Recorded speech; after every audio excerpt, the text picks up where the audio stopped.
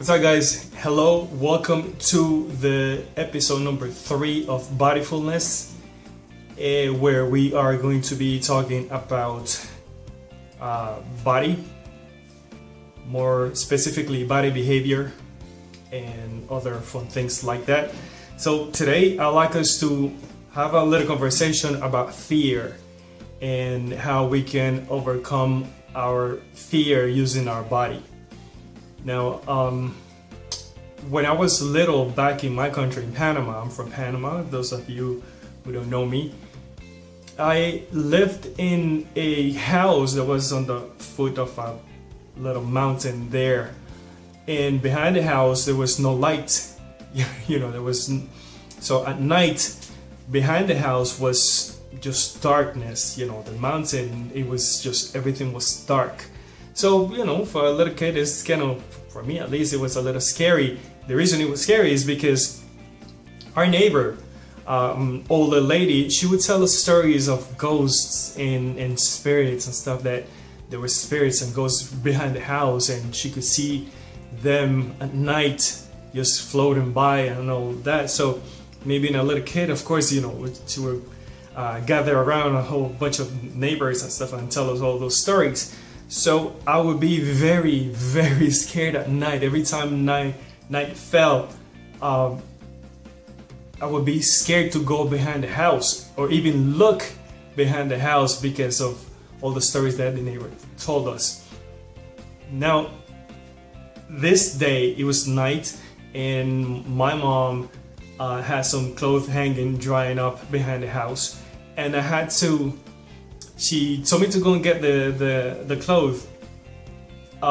It was dark, like every night, and I was like, "Wait, what? You want me to go behind the house and get the clothes? No. I'm not doing that." I gave her 1,000 excuses, but if you know Caribbean moms, they have a very strong temper, and she said, "You either go and get it or else." So obviously I had to go and get it. I went faster than a commercial break and got everything and came back like the Flash. Now on my way back to the house, walking back to behind the house, I was so scared. You have no idea. My heart was pounding so fast, and my eyes were teary, and I didn't want to look into the mountain. I just wanted to go and get the clothes and come back running as fast as I could. And I did. But one thing happened when I came back in. I said, okay, I went back there, got the clothes, and came back, and nothing happened. I'm like, what if I could do that again? Let me see if I could do that again. So the next night, the next day, it was kind of misty and stuff. It was dark, and it had just finished raining. So I'm like, while my mom was watching TV and my dad and whatever, my siblings, I'm like, okay, maybe I can walk behind the house and see if it's as scary as I thought. So I decided to take a little walk. I was walking, against the wall. Again, my heart was pounding and I was scared to death, and I was walking back, and it was misty again. You couldn't see in the mountain because it was dark and misty. I could see just the silhouette of the trees and stuff. So I went back there and I stood there for a few seconds. I heard something moving on my left side, and I turned. I was like, whatever it is gonna attack me. I was so scared, and all of a sudden I saw a silhouette, and it was our neighbor. And I don't know what he was doing back there, but he was looking for something back there. But as I was hearing that noise, I started walking the opposite way in case I had to run back. That happened. I came back in scared. Came back in before my mom realized that I wasn't home. So I came back in, and I was, again, my heart pounding and stuff. I'm like, let me just breathe in a little bit before my mom realizes that I was doing something. I did that, and then I came to do that a few times, and every time I went back there, I felt a little better and better and better, and I felt like, maybe darkness is not as scary as I thought. Maybe being in the dark is not scary like the neighbors said. Maybe there's no such thing as spirits and ghosts and stuff like our neighbors said. And I used that same thing that happened to me there to apply to other parts of my life. Granted, I've been scared of doing things like anybody else, but every time I find myself thinking like, oh my God, I'm so scared to do this one thing, I think about that moment, those moments, and I think about walking behind my mom's house. Walking behind the house and thinking how scared I'm feeling, how scared I was, and thinking that I did it anyways. And I remember when I was the first time I walked behind the house, when I decided to do it myself, I remember not just walking against the wall, but I remember kind of making myself a little bigger, breathing hard and scared, and I'm all my senses were there. I was extremely alert to whatever noise and whatever movement, whatever anything that was happening around me. Granted, it's the tropics, so there are a lot of weird animals around and stuff. But I was extremely alert. Now I'm telling you this little story to tell you about fear and how we are so scared of jumping into the dark, to face our fears, to do that thing that scares us, because number one, we think we don't know what we might find if we do that thing.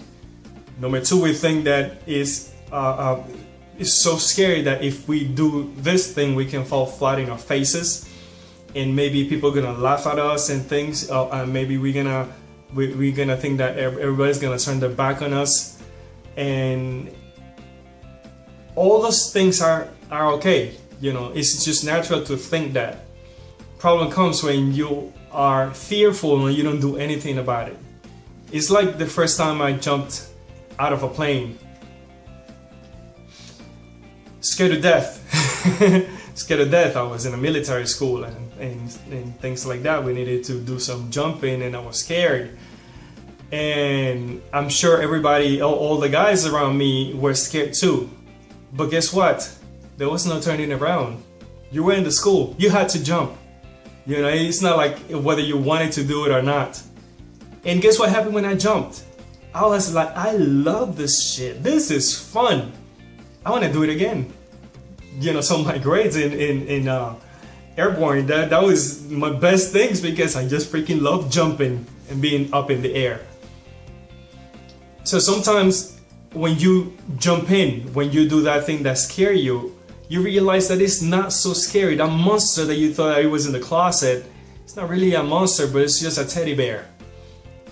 And if you do that once and again, you realize that the more you do it, the less scary it gets.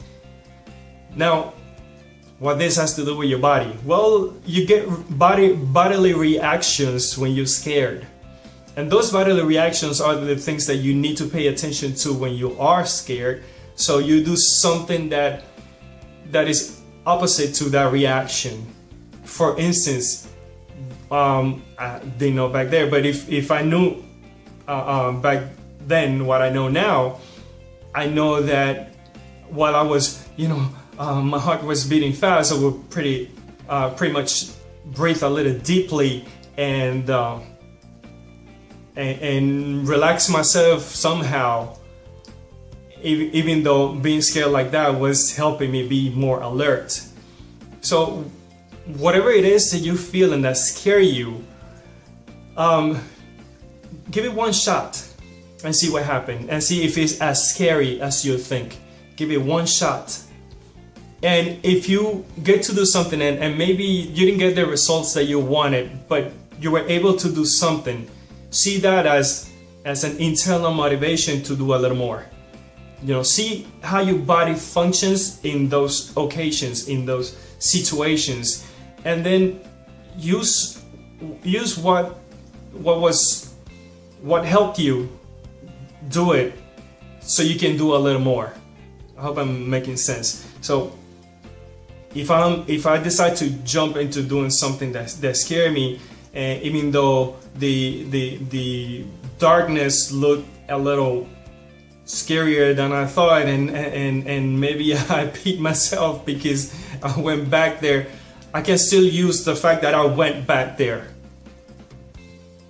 and I can decide to do it again, and then do it again, and then do it again. The bottom line with this is that none of those things can happen if you don't just decide to embrace your darkness. So embracing the darkness and facing your fear is very important. But again, as much as we talk about these things, none of this stuff is gonna do anything for most people. Why? Because most people are just too comfortable and they're not gonna just do anything. As much as we yell and say, come on, you can do it, and motivate them and tell them about being driven, about doing their things and stuff like that, most people aren't gonna do anything. Just listen to this and then take 2 steps forward and 3 steps back, and that's it. That's how they're gonna continue living, and it's okay. It's their decision. There has to be all kind of people in the world. But if you are the kind of people that you've decided that you want to change your life and you want to do things right, then jump into the darkness. Face your fear. It's not as scary as you think, believe me. So use your body. Use your body. Make yourself bigger. Breathe the way you would breathe if you were brave. Act and walk and do things the way you would do it. If whenever situation you feel like you've been brave, just use that same thing. Think about it. Do that. Let's leave it to here. We're gonna continue the conversation because it's a very delicious conversation. So let's continue until the lambs become lions. Remember to be bodyful, and I will see you on the next episode of Bodyfulness. Oh, remember, if you want to have a consultation, if you want to have some coaching with me, just send me an email, kinetic.awareness@gmail.com. I will put the email below so you can send me any questions you may have. I hope you're having a fantastic day, and I'll see you on the next one. Ciao.